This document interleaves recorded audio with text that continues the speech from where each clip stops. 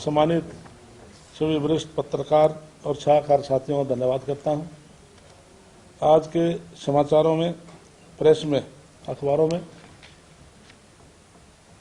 पंचायत विभाग के प्रति कुछ खबर छपी थी, तो बतौर मंत्री मेरा फर्ज है कि जो आंकड़े दर्शाए गए हैं वो सही नहीं है। जो तथ्य हैं मैं आपके सामने प्रस्तुत करना चाहता हूं। 15वें वित्त आयोग की रिपोर्ट के अनुसार पिछले 5 वर्षों का मैं ब्यौरा आपको दे देता हूं। 2020-21 से लेकर 2025 तक जो जिला परिषद को जो पैसा दिया गया 460.76 करोड़ रुपया दिया गया, और हमारी जो पंचायत समिति हैं उनको 691.14 करोड़ रुपया दिया गया। पंचायत में क्यों कितना सर? 691.14 करोड़। और जो ग्राम पंचायत है 3,455.13 करोड़ रुपया इनको दिया गया। और तीनों संस्थाओं ने जो खर्च किया 2,689.268.51 करोड़, जो कि 58.4% खर्च किया गया तीनों संस्थाओं द्वारा। तो इसमें 2020-21 में 1264 पॉइंट इनको रिलीज किया गया करोड़, और एक्सपेंडिचर जो हुआ 229.36 करोड़ हुआ। 2021-22 में 467.550 रिलीज हुआ, 340.71 एक्सपेंडिचर हुआ। 2022-23 में 660.96 करोड़ रिलीज और 233.15 करोड़ एक्सपेंडिचर। 2023-24 में 1150.49 रिलीज हुआ, 763.79 एक्सपेंडिचर, 1150.49 रिलीज और एक्सपेंडिचर 763.79। 2024-25 में 1064.08 रिलीज और खर्च हुआ 1122.90। टोटल हमारा 4,607.2 करोड़ रिलीज और उसमें खर्च हुआ टोटल तीनों संस्थाओं का 2,689.91 करोड़। इसी प्रकार से जो लेखा जोखा जो पोर्टल है उस पर जो हमारे जो ग्राम सचिव होते हैं उनके द्वारा भरा जाता है, वो ऑनलाइन यूसी वगैरह उनके आते हैं, वो दुरुस्त नहीं था। इस प्रकार से ये आंकड़े जो छपे गए हैं। जो हमारा ये था हमारा केंद्र से, जो राज्य से हमारा जो वित्त आयोग है उसकी रिपोर्ट भी मैं आपके सामने प्रस्तुत करता हूं। 2020-21 में 347.29 करोड़ ये जिला परिषद से, 347.29 करोड़ जिला परिषद, और 2025 और हमारे पंचायत समिति को गया 526.13 करोड़, और ग्राम पंचायत को 2654.46 करोड़। तीनों संस्थाओं को दिया गया 3527.88 करोड़, 3527 करोड़ तीनों। और तीनों पंचायती राज संस्थानों ने जो खर्च किया उसमें 2894.6 करोड़ खर्च किया। इसमेम ईयर वाइज मैं आपको पेश करता हूं। 2020-21 में 254.61 करोड़ रिलीज हुआ और 254.61 ही एक्सपेंडिचर हुआ। 2021-22 में क्योंकि चुनाव थे इसलिए कोई पैसा रिलीज नहीं हुआ था। 2022-23 में 1100 करोड़ रिलीज हुआ, 478.13 एक्सपेंडिचर हुआ, और 2023-24 में 1521.42 करोड़ रिलीज हुआ, 884.80 एक्सपेंडिचर हुआ। 2024-25 में 651.55 हमारा रिलीज हुआ, 1316 एक्सपेंडिचर, टोटल 3527 रिलीज और 2894.06 एक्सपेंडिचर। ये केंद्र द्वारा और प्रदेश द्वारा ये सारा ये खर्च हुआ। और हमारे जो HRDF है, इसमें नवंबर 2019 से अब तक हमने 2608.40 करोड़ रुपये जारी किए, जिसमें HRDF आ गया और हरियाणा ग्राम विकास हमारा ये इसमें आए, इतना पैसा हमने रिलीज किया है। इसकी डिटेल अभी UC वगैरह अभी आए नहीं है, वो चल रही है। लेकिन मैंने अपने ACS को और डायरेक्टर को सभी को ये निर्देश दिए हैं कि बहुत जल्दी COs, DDPO, एक्शन पंचायती राज और BDPO के पूरे प्रदेश की एक मीटिंग में जल्दी बुलाने जा रहा हूं। और आज ही मैं आपके माध्यम से अपने अधिकारियों को निर्देश देता हूं कि केंद्र का पैसा है या प्रदेश का पैसा है, 3 महीने तक वो पैसा एक्सपेंडिचर होना चाहिए। यदि 3 महीने के अंदर ये पैसा एक्सपेंडिचर नहीं हुआ तो उसमें उस अधिकारी की रिस्पॉन्सिबिलिटी फिक्स कर दी जाएगी। धन्यवाद। ये जो आप कह रहे हैं 3 महीने में जो चाहे किसी भी फंड का पैसा है, चाहे HRDF का है, चाहे स्टेट गवर्नमेंट फाइनेंस का है या सेंट्रल, हाँ, सभी का कोई भी पैसा चाहे केंद्र से आया है या प्रदेश से आया है जी, 3 महीने के अंदर वो एक्सपेंडिचर, यदि कोई कानूनी कोई अड़चन है, कोई कोर्ट का मैटर, उसको तो आप और हम भी समझ सकते हैं। यदि प्रॉपर पैसा उनके पास है तो उसको 3 महीने के अंदर वो एक्सपेंडिचर खर्च करना। आपके पास ऐसी जानकारी है कि पैसा बकाया कितना खर्च करना, 3 महीने में खर्चवाना चाहता है? हाँ, इसके लिए डिटेल मैंने मांगी है। 1000, 2000, 3000 कितना? नहीं, इसके लिए मैंने डिटेल मांगी है। डिटेल आएगी तो दोबारा फिर BC करके आपको बता दिया जाएगा। लेकिन सर आपने बताया कि ये आंकड़ा जो है वो इसलिए गलत है, तो वो जवाबदेही किसकी थी? अपडेट नहीं कर पाना फिगर? इसके लिए जो ग्राम सचिव हैं उनकी तरफ से, जैसे मैंने आपको बताया ना, लेखा जोखा पोर्टल, बिल्कुल मैंने जब मैंने मीटिंग बुलाई है तो उसके लिए उसमें सबॉर्डिनेट भी है। जब अधिकारियों की रिस्पॉन्सिबिलिटी फिक्स करवा तो अधिकारी आगे सबॉर्डिनेट की रिस्पॉन्सिबिलिटी फिक्स करेंगे। ये मंत्री जी जो आपने बताया, केंद्र का वित्त आयोग, हरियाणा का वित्त आयोग और हरियाणा का अपना बजट से जो बन सके, इसके अलावा क्योंकि पंचायतों का बड़ा पैसा फंड भी होता है, उसकी शायद जानकारी वहाँ के लेवल पे तो रहती है, पर आपके लेवल पे भी है कोई? इनके अलावा और कितना पैसा इतने 5 साल का, जो आपने 5 साल का लेखा जोखा दे रहा कुल बना के? हाँ जी, इसमें कुल और इसके अलावा जो वहाँ का पैसा तो कितना खर्च? नहीं, इसके लिए जो मैंने बताया था, ये पैसा केंद्र का प्रदेश का तो ब्यौरा दे दिया ना। हाँ जी, लेकिन पंचायतों का बड़ा फंड भी होता है, उनके फंड होते हैं। उसके लिए पंचायत नहीं, उसके लिए मेरे पास जानकारी नहीं है, क्योंकि वो लोकल लेवल पर वो BDPO और प्रस्ताव लेकर के जो ज़्यादा अमाउंट तो DC से अप्रूवल लेते हैं, तो अप्रूवल लेकर, क्योंकि हमारे DDPO बैठे हैं, CO बैठे हैं, वैदा अप्रूवल से होता है, तो उधर स्पेशल लेकर लोकल जो करते हैं। बाकी आंकड़े तो हमारे पास मिल जाएंगे, किस पंचायत के पास कितना पैसा।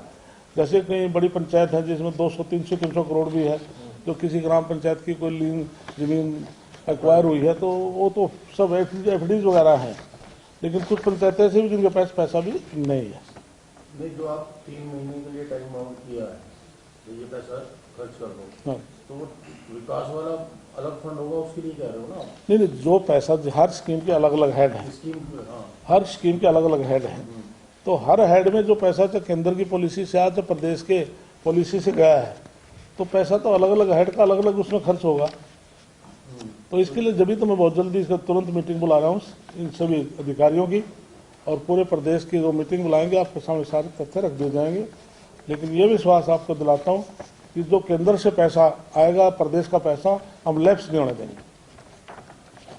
ये तो ठीक है, लेकिन आप जैसे 3 महीने के अंदर आपने टाइम बाउंड कर दिया, तो ये तो नहीं है कि भाई वो पैसे का ही बंदरबाट हो जाए, मिसयूज हो जाए? नहीं होगा। नहीं, 3 महीने के लिए ऐसा जब कोई भी टेंडर का प्रोसेस है, हमारा 21 डेज का है। आज मैंने निर्देश दिए हैं तो तुरंत अधिकारियों को, मैंने डायरेक्टर को, ACS को कहा है कि आज से एक्सरसाइज शुरू हो जाएगी कि तुरंत अपने से भी अपने टेंडर लगाएं, वर्क ऑर्डर करें, काम शुरू करें। मीटिंग कब बुलाई है आपने, जो मीटिंग है उसके लिए मैं फिक्स करूँगा। चंडीगढ़ ही?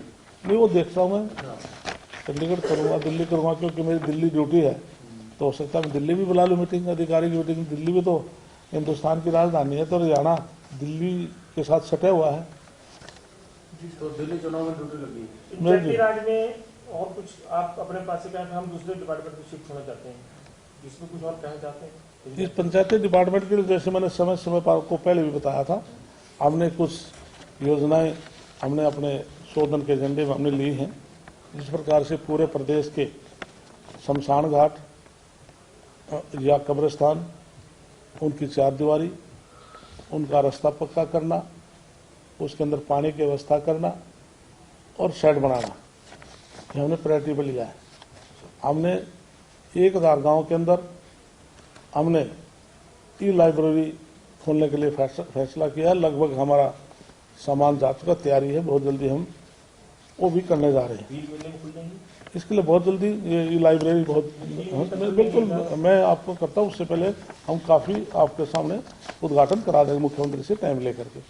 ये लाइब्रेरी बहुत स्पीड पे काम हमारा चल रहा है। कुछ काम नए हैं, जैसे हमने 1000 गांव के अंदर ये नए हमने शुरुआत है, हमारे एजेंडे में है। हमें महिला सांस्कृतिक केंद्र गांव के अंदर खोलेंगे, जिससे कि महिलाएं एक स्थान पर बैठ करके तो भजन कीर्तन कर सकें, एक स्थान पर बैठ सकें। ये हमारी योजना है। 1000 गाँव में महिला सांस्कृतिक केंद्र बनाए जाएंगे। अलग भवन होगा? अलग, या तो पंचायत भवन में स्पेस देंगे, अलग भवन बनाना होगा तो अलग भवन बनाएंगे, केंद्र खोलेंगे। तो भवन बनाना पड़े, भवन बनाएंगे? भवन हम बनाना पड़े, भवन बनाएंगे तो स्पेस हमारे पास होगा तो पंचायत भवन में उसमें स्पेस दे देंगे। सर, ये बॉन्ड अथॉरिटी के द्वारा जो गांव के जो तालाब का सुधारीकरण किया जाता है, उसकी कोई संख्या है आपके पास, कितनी होती है? उसके लिए हमने कल भी हमारे केंद्रीय जो जल संसाधन मंत्री के साथ कल हम दिल्ली मीटिंग करके आए हैं, और हमने तालाबों के ऊपर विशेष बल दिया है। केंद्र भी चाहता है और हम भी चाहते हैं कि हमारे लगभग 19,000 तालाब हैं, और 6,000 तालाब ऐसे हैं जिनमें कोई सिल्टिंग है ज़्यादा, या गांव के बीच में आगे उनका सुधारीकरण करना अति आवश्यक है। उसमें से 2200 ऐसे तालाब हैं जो फर्स्ट फेज में हमने लिए हैं, जिन पर काम चल रहा है, या तो काम पूरा हो गया या काम चल रहा है। तो इसके अलावा हमने गांव के अंदर जिम, ओपन जिम 250 गांव के अंदर हम ओपन जिम भी खोलने जा रहे हैं, जिससे कि जो बुजुर्ग है, जवान है, महिलाएं हैं, और उसका लाभ उठा सकें। और 1000 गांव के अंदर हम जो फिरनी है हम उसको पक्का करके और स्ट्रीट लाइट लगाएंगे। काफ़ी गांव के अंदर, ब्लॉकों के अंदर हमने ये काम शुरू भी है, बाकी काम भी हम पूरे प्रदेश में करेंगे। काफ़ी प्रदेश में ब्लॉकों में 5-5, 6-6 गाँव हमने दिए हैं पूरे प्रदेश में, वो काम अभी चालू है। सर, विपक्षी आरोप लगा रहा है कि 20,000 करोड़ की माइनिंग को हाँ। तो भैया मुझे बात है, जो अभी पंचायत में तो हो गया कि 1000 गाँव की लाइब्रेरी, 1000 गाँव में हाँ। ये जो सांस्कृतिक केंद्र और ये पक्की गलियाँ के लिए आपने माइनिंग का, दादरी का भी दौरा किया और शायद लुहू का भी, दोनों का किया। आपके एक विपक्ष तो बात ही बात है, आपके एक SDMO लेवल के अधिकारी ने एक जांच रिपोर्ट ये की है कि 5,000 करोड़ का पहाड़ निकल गया लोग। ये अधिकारी की रिपोर्ट कितनी सच है? इसके लिए मैं 2 दिन का मेरा फर्स्ट डे में आज से 3 दिन पहले फिरोजपुर का नू गया था, और वो पहाड़ी इतनी ऊंची पहाड़ी थी, वहाँ जाना भी बड़ा डिफिकल्ट था। फिर भी 4x4 की गाड़ी सरकार ने दे रखी, नायब श्रेणी की गाड़ी है, और दूर पहुंची है, पत्थरों के बीच में पहुंची है। मैं टॉप रूट लेवल पर गया हूँ पहाड़ी की, जहाँ पर हरियाणा का पत्थर लगा है। मैंने शायद फोटो भी जारी की थी, वीडियो जारी की थी। उसके जस्ट 10 फीट पीछे तक 4 इंच का क्रैक था, और 62 नंबर खसरा, जो राजस्थान का वो खसरा है, जहाँ पर माइनिंग चल रही है। मेरे अधिकारियों को हमने निर्देश दिए थे कि उस पहाड़ के अंदर जैसे वो ब्लास्ट करते हैं तो वाइब्रेशन आकर के वो हमारी पहाड़ी भी खिसक सकती है, तो उनके खिलाफ एफआईआर दर्ज भी एसडीएम ने दूसरे माइनिंग ऑफिसर ने जाकर दर्ज कराई है। क्योंकि जो विपक्ष के जो बयान है ये तो क्या सुनी बयान है, लेकिन मैं तो खुद मौके पर गया हूं, मैंने आप प्रेस के सामने मैंने वीडियो शेयर की। दूसरे दिन में पिचोपा गांव है, वहाँ माइनिंग अखबारों में मीडिया में आया कि वहाँ पर स्लाइडिंग की वजह से कुछ गाड़ियाँ धंस गई, कुछ लेबर दब गई। मैं मौके पर गया, मैंने वो वीडियो वायरल की है कि वहाँ पर कोई माइनिंग नहीं हो रही थी।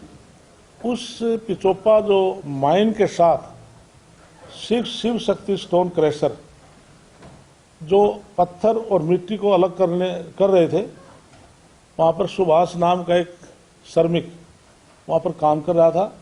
एक पत्थर ऊपर से मीडियम सा पत्थर स्टिक के उसके पैर पर लग गया, उसको चोट आई पैर पर, उसका उपचार हो चुका, मैंने वो वीडियो वायरल की थी। उसके बाद मैं कल्याणा माइन में गया था, वहाँ पर माइनिंग चल रही थी, उसकी तरफ लगभग 30 करोड़ SBIPL कंपनी 216 नंबर खसरा, तो उसका 30 करोड़ रुपया रेवेन्यू बकाया था, तो मैं उसके सस्पेंशन के ऑर्डर देकर रहा था। माइनिंग सस्पेंड कर दिया। हाँ, सस्पेंशन के ऑर्डर के मैंने आदेश जारी किए थे। तो हमने कहा कि माइनिंग चलाएं, लेकिन जो सरकार का रेवेन्यू है और प्रॉपर समय पर जमा कराएं। तो जो भी माइनिंग कंपनी है समय पर पैसा सरकार का जमा करा देंगे तो हमने कोई इतराज नहीं।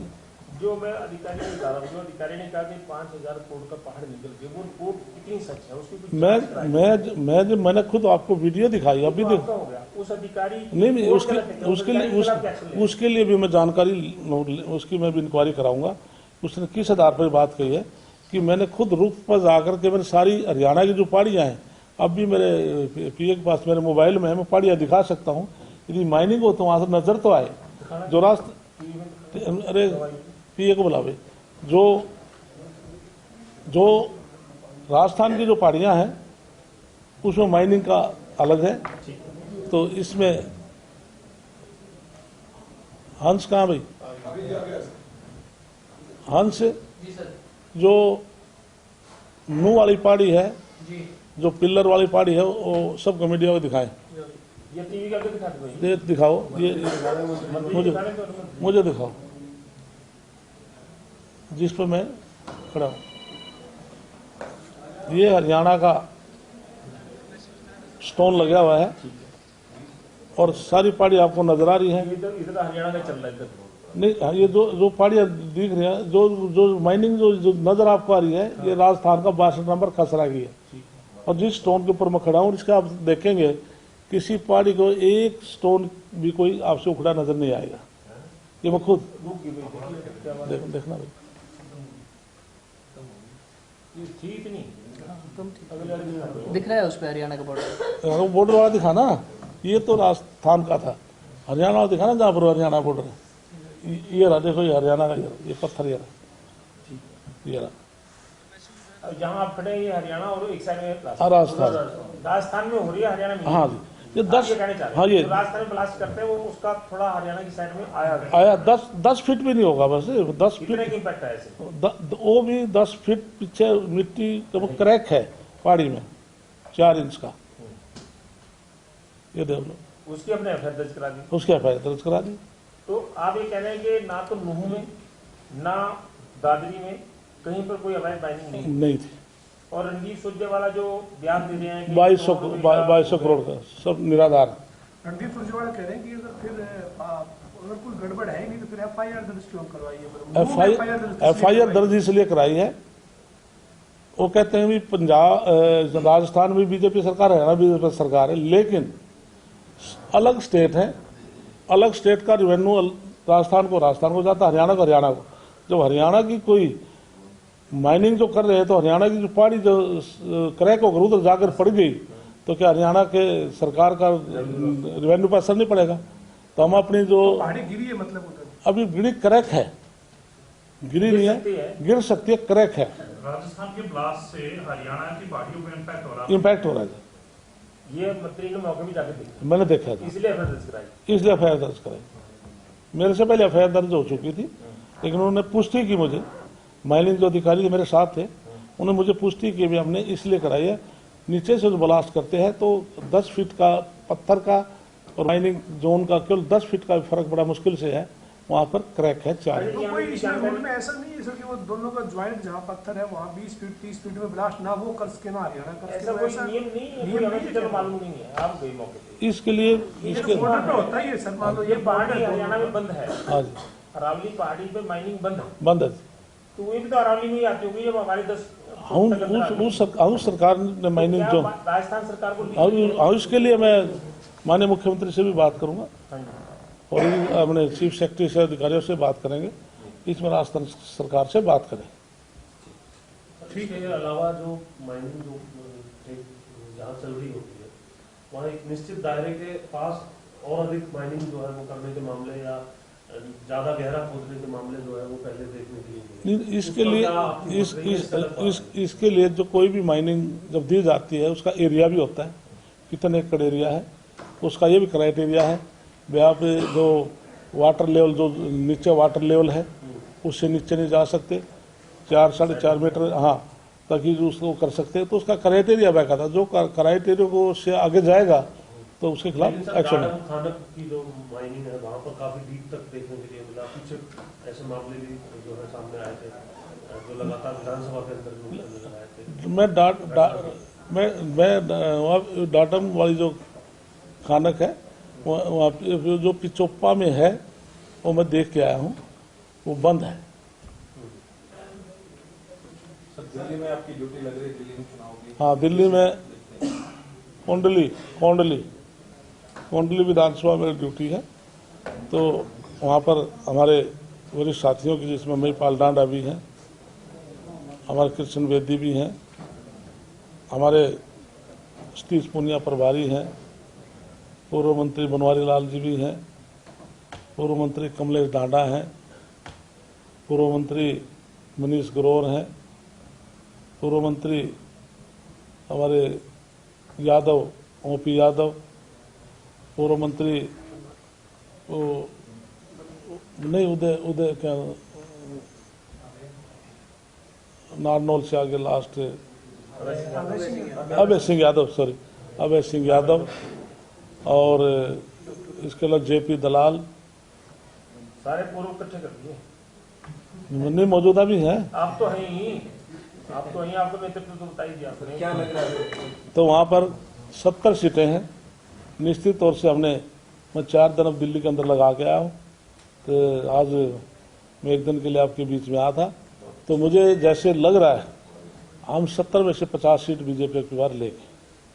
सर एक सवाल है कि पंचायत विभाग में कई देखा गया कि अभी बहुत सस्पेंशन हुए, जो ग्राम पंचायत के जो सरपंच हैं उनको सस्पेंड किया गया और इनकी संख्या हर जिलों में कहीं 15 कहीं 20 है, तो मतलब क्या इनमें निपटाया जाना है या क्या कारण है? इसके लिए सबसे पहले शुरुआत मैंने अपने विधानसभा से की।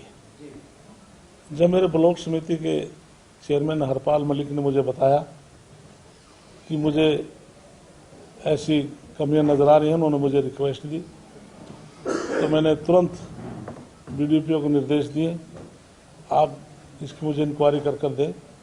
मैंने लिखित में लेकर के बीडीपीओ, 2 जेई, एक लेखाकार, एक सहायक, उनके लिखित में है, उन्होंने 23,87,000 की खुद मानने पे ये गड़बड़ हमने की है, जबकि ज़्यादा मुझे नजर आ रही है, इसलिए मैंने तुरंत प्रभाव से मैंने उनको सस्पेंड किया। पूरे प्रदेश में यदि मेरे सामने इस प्रकार के मामले आएंगे तो मैं तुरंत कार्रवाई कराऊंगा। सरकार का पैसा पूरा लगेगा, हम जो केंद्र से पैसा है, प्रदेश का पैसा प्रॉपर धरातल पर लगे।